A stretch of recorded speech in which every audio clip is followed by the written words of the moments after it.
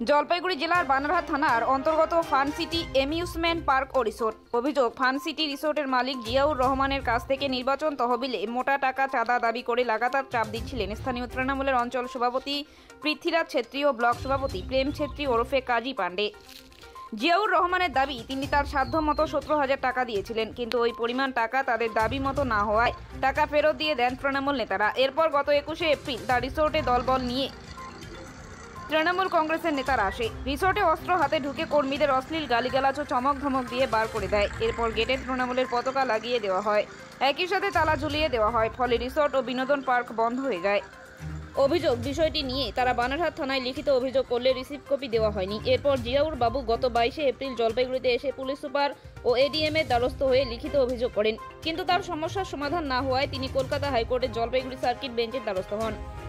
বুধবার মামলাটি ওঠে বিচারপতি রাজা বসু চৌধুরীর এজলাসে। মামলা শোনার পর বিচারপতি পুলিশের কাছে রিপোর্ট তলব করেন। মামলাকারীর আইনজীবী গোপাল শাহ বলেন, নির্বাচন তহবিলের নামে তৃণমূলের পক্ষ থেকে আমার মক্কেলের কাছে মোটা টাকা দাবি করা হয়। উনি সেই টাকা দিতে অস্বীকার করলে আমার মক্কেলের অ্যামিউজমেন্ট পার্কে তালা লাগিয়ে দেওয়া হয়। এরপর পুলিশকে অভিযোগ করলে পুলিশ পদক্ষেপ না করায় আমরা হাইকোর্টের দ্বারস্থ হই। আজ এই মামলা শোনার পর পুলিশ কি ব্যবস্থা গ্রহণ করেছে তা জানতে চেয়ে বিচারপতি রাজা বসু চৌধুরী পুলিশের কাছে রিপোর্ট তলব করেছেন। সরকারি আইনজীবী বেদশ্রুতি বসু বলেন, রিসোর্টে তালা সংক্রান্ত একটি মামলায় মাননীয় বিচারপতি রাজা বসু চৌধুরী আজ বানারহাট থানার আইসির কাছে রিপোর্ট তলব করছেন। রিপোর্ট না এলে বোঝা যাচ্ছে না আদৌ রিসোর্টে তালা দেওয়া হয়েছিল কিনা, পাশাপাশি এখন কি ব্যবস্থা রয়েছে সেখানকার। তাই আগামী সার্কিটে পুলিশকে ওই রিপোর্ট পেশ করতে নির্দেশ দিয়েছেন বিচারপতি। নর্থ বেঙ্গল ইন্ডাস্ট্রিজ অ্যাসোসিয়েশনের সম্পাদক সুরজিৎ পাল বলেন, কোনো রাজনৈতিক দলের দ্বারা আমাদের সাথে কোনো অনভিপ্রেত ঘটনা ঘটলে আমরা এতদিন আবেদন নিবেদনের পথে সমাধানের পথ খুঁজেছি, কিন্তু এখন থেকে আমরা আর এইভাবে বসে থাকবো না। প্রয়োজনে আমরাও এবার উচ্চ আদালতের দ্বারস্থ হব। আদালত যা রায় দেবে মাথা পেতে গ্রহণ করব। রিসোর্ট কাণ্ডে আদালতের নির্দেশের মধ্য দিয়ে আমরা এই বার্তা দিতে চাই। রিসোর্ট মালিক জিয়াউর রহমান বলেন, বিচারপতি আজ পুলিশ রিপোর্ট পেশের নির্দেশ দিয়েছেন। এই নির্দেশে আমরা অত্যন্ত আনন্দিত। পরে আদালত যেই রায় দেবে আমরা তা মাথা পেতে নেব। এটাতে এখনো পর্যন্ত জাস্টিস রাজা বসু চৌধুরী উনি একটা রিপোর্ট কল ফর করেছেন। রিপোর্টটা আসুক, আগামী সার্কিটে হচ্ছে ম্যাটারটা রয়েছে। আইসির কাছে, আইসি বানারহাটকে বলেছে রিপোর্টটা দিলে আমরা বুঝতে পারবো যে কি হয়েছে অ্যাকচুয়ালি ম্যাটারটা।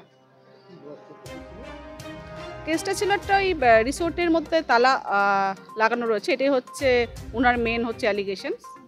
তো রিপোর্ট না আসলে আমরা কিছুই বুঝতে পারছি না আদৌ কি সেখানে কোনো তালা লাগানো হয়েছে কি হয়নি। তো পুলিশ রিপোর্টটা দিলে আমরা বুঝতে পারবো অ্যাকচুয়ালি এক্সাক্ট ঘটনাটা কি রয়েছে। নেক্সট সার্কিটে রয়েছে। আমার নাম বেদশ্রুতি বোস, আমি স্টেট অ্যাডভোকেট। আজকে এই মামলায় অনারেবল জাস্টিস আইসি বানারহাট পিএসকে উনি যে অভিযোগ করেছিলেন যে ওনার অ্যামিউজমেন্ট পার্কটাকে লক এন্ড কি করে দেওয়া হয় বেআইনিভাবে, এবং ওনার কাছ থেকে হিউজ অ্যামাউন্ট অফ মানি চাওয়া হয় in the name of collection of election fund. উনি কমপ্লেন করেছিলেন, কিন্তু আজকে উঠেছিল আমাদের আজ রাজধানী ছিল, সেখানে বেটারই করেছেন উনি আজকে আদালত যেটা মনে করবেন সেটাই করবেন। ওনাদের রায় তো আমরা মাথা পেতে নিতে বাধ্যই হব। তো ওনারা আজকে পুলিশ যে এতদিন কোনো অ্যাকশানই নিচ্ছিল না, নিষ্ক্রিয় ছিল, কোনো রকম ইনকোয়ারি করেনি, কোনো কিছু করেনি, চুপচাপ বসেছিল আমাদের কমপ্লেনের পর। সেইটা যে মানে কেন বসেছিল তার যে রিপোর্টটা তলব করেছে এতে আমি খুশি। যাতে রিপোর্টটা দেয় বা কেসটা স্টার্ট করে ওনারা রিপোর্ট জমা করুক, নেক্সট শুনানিতে বোঝা যাবে যে কী হলো। আমার নাম শেখ জিয়াউর রহমান, আমি ডুয়ার্স কনস্টিটিউট কর্ণধার।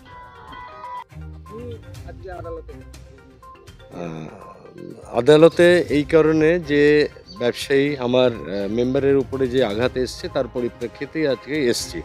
এটা আপনারা দ্ব্যর্থহীন ভাষায় বলতে পারেন বণিক সভার থেকে বা বণিক সভার বা ব্যবসায়ী মহলকে এইভাবে আক্রমণ করার পরে যে তারা কোর্টের প্রোটেকশনে এলেন আর কি। This is the first case in the north বেঙ্গলে দেখা যাচ্ছে যে একটা ইলেকশন ফান্ডিং করার জন্য বা যেই হয়েছিল যে আপনারা গতদিনে কভার করেছেন সেগুলোতে আমি আর না গিয়ে বলতে পারি যে আলটিমেটলি এটা একটা নতুন দিগন্ত ব্যবসায়ী প্রতিনিধিদের জন্য, ব্যবসায়ী সংগঠনের জন্য বা বণিক সভার জন্য একটা নতুন কিন্তু দিশা এবং একটা পথ কিন্তু ওপেন হয়ে গেল। যে আমরা কিন্তু ব্যবসায়ীরা মূলত যেটা অনুনয় বিনয় এর মধ্যেই হলো থাকতাম, রিকোয়েস্ট করতাম আমরা ঊর্ধ্বতন কর্তৃপক্ষকে, কিন্তু এই কেসটায় আমরা কর্তৃপক্ষকে বলা সত্ত্বেও যেহেতু উদ্যোগটা দ্রুত হয়নি, কারণ একটা রিসোর্টকে ওরা লক অ্যান্ড কি করে দেওয়ার পরে এটা তো স্বাভাবিক নিয়মে তার ব্যবসায়ী প্রতিষ্ঠানে মার খাচ্ছে হলো, আমাদেরকে এগোতেই হতো। আমরা তাও এসপির কে জ্ঞাপন দেওয়ার পরে আমরা 48 ঘন্টা ওয়েট করেছিলাম। তারপরে যখন আর কোনো পথ ছিল না, তখন আমরা বাধ্য হলাম মহামান্য উচ্চ আদালতের কাছে শরণাপন্ন হতে। এবং এর মাধ্যম দিয়ে আমরা একটা জিনিসই হলো বলতে চাই যে আমরা আবদ্ধ থাকবো না, আমাদের গণ্ডিটা স্কাই ইজ লিমিট। অর্থাৎ এখন পর্যন্ত আমাদের যেটা ছিল যে সরকারি প্রতিনিধিকে হলো বারবার অনুনয় বিনয় করা, এবং আমরা এবার হলো পরিষ্কার বুঝতে পারলাম যে না, প্রয়োজনে আমরা স্কাই ইজ লিমিট করব, ঊর্ধ্বতন কর্তৃপক্ষ বা লয়ের কাছে যাব, বা হায়ার সার্কিট বেঞ্চ বলুন বা হায়ার বেঞ্চ, ডাবল বেঞ্চ বলুন, যাই বেঞ্চ বলুন, সেগুলোতে আমরা হলো যেতে বাধ্য হব। মানে আমাদেরকে এই সিচুয়েশনে কম্পেল করেছে। আমরা কিন্তু মূলত চাই না কোনো ব্যবসায়ী প্রতিষ্ঠান বা ব্যবসায়ী সংগঠন কোনো সময়ই চায় না যে হলো তার একটা মেম্বারের উপরে এই ধরনের আঘাত হোক বা আমরা একটা লিটিগেশনের মধ্যে হলো চলে যাই, এটা চাই না। আজকে একটা রায়দান হলো আর কি, রায়দানটা খুবই পজিটিভ আমি বলবো। এটাকে আমি কোনো